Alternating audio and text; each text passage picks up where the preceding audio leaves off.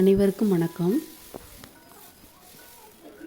உடல் இளைக்க உதவக்கூடிய கொள்ளை வச்சு எப்படி நம்ம கொள்ளு தோசை பண்ணுறதுன்னு பார்க்கலாம்.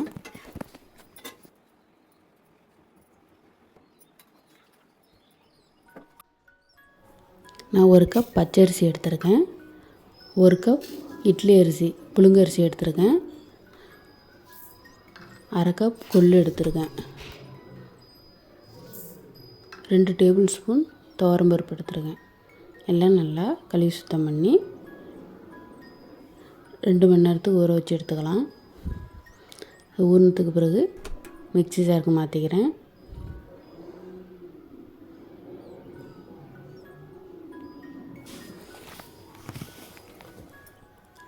தண்ணி அதில் காரத்துக்கு ஏற்றது மாதிரி மிளகாய் சேர்த்துக்கலாம். தண்ணி விட்டு நைஸாக அரைச்சி எடுத்துக்கலாம். அதை ஒரு பாத்திரத்துக்கு மாற்றிக்கிறேன்.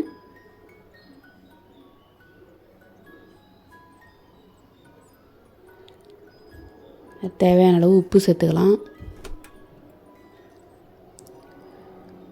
நான் சின்ன வெங்காயம் நைஸாக கட் பண்ணி சேர்த்துருக்கேன். ஒரு கைப்பிடி கொத்தமல்லி, கருவேப்பிலை கொஞ்சம்,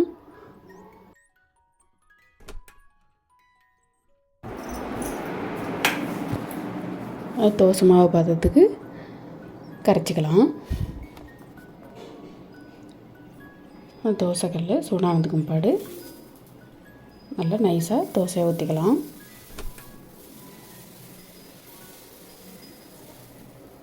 உடல் இளைக்க உதவக்கூடிய கொள்ளு தோசை இது காரச்சாரமாக சட்னியோட செமையாக இருக்கும், ஹெல்த்தியானதும் கூட. நம்ம ஊரில் சொல்லுவாங்க, கொளுத்தவனுக்கு கொள்ளு கொடு, இளைச்சவனுக்கு எள்ளு கொடுன்னு. இதுக்கான விளக்கம் நீங்கள் கமெண்ட் பண்ணுங்கள்.